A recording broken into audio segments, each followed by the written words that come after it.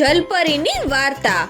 એક દિવસ ગોપુ તેની મમ્મીને પૂછે છે કે મમ્મી, આ જલપરી એટલે શું? ગોપુની મમ્મી બોલી, તને જલપરી વિશે ક્યાંથી ખબર પડી?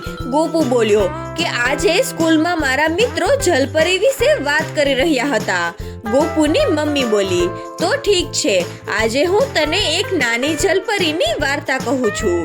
એક સમયની વાત છે, એક સમુદ્રની નીચે એક મહેલ હતો, જ્યાં એક રાજા તેમની 5 નાની જલપરીઓ સાથે રહેતા હતા।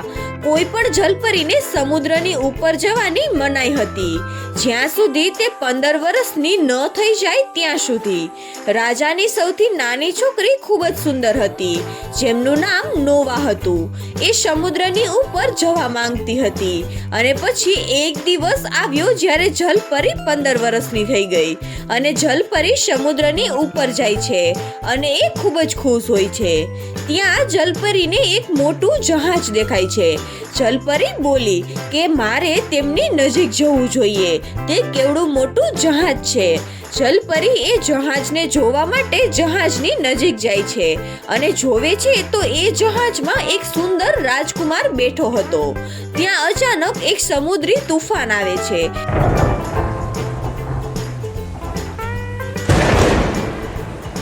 અને જહાજ એ પાણીમાં ડૂબી જાય છે, પણ નોવા એ રાજકુમારને બચાવી લે છે અને સમુદ્રના કિનારા પર લઈ જાય છે। થોડાક સમય પછી રાજકુમાર હોશમાં આવે છે। ત્યાં સુધીમાં નોવા એ સમુદ્રની અંદર પાછી ચાલી જાય છે। રાજકુમારના સૈનિકો રાજકુમારને શોધતા શોધતા ત્યાં આવી જાય છે અને રાજકુમારને લઈને મહેલમાં પાછા ફરે છે। એ નાની જલપરીને રાજકુમાર ખૂબ જ પસંદ આવી ગયા હતા।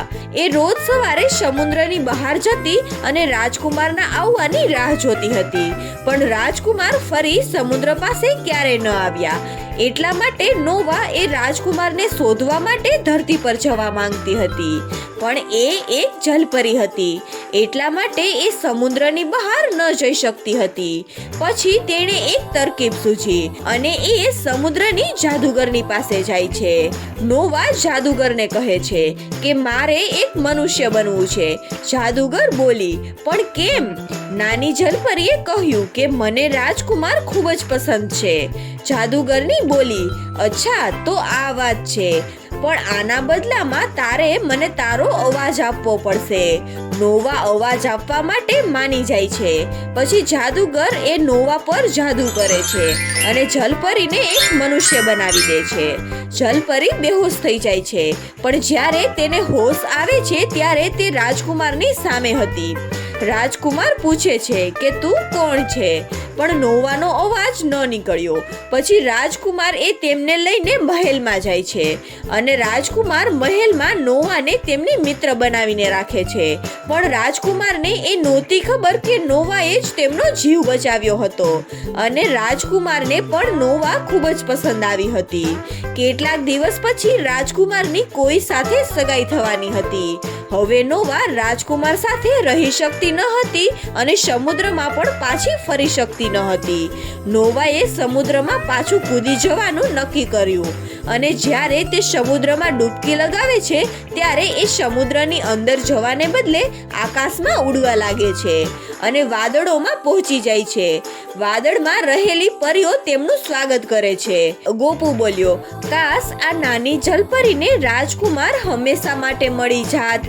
ગોપુની મમ્મી બોલી, આપણે હંમેશા બધું જ કામ નિસ્વાર્થ ભાવે કરવું જોઈએ અને જે મળે તેમાં હંમેશા ખુશ રહેવું જોઈએ। તો બાળ મિત્રો, આ વાર્તા પરથી શીખવા મળે છે કે આપણે હંમેશા એકબીજાની મદદ નિસ્વાર્થ ભાવે કરવી જોઈએ અને જીવનમાં જે મળે તેમાં હંમેશા ખુશ રહેવું જોઈએ।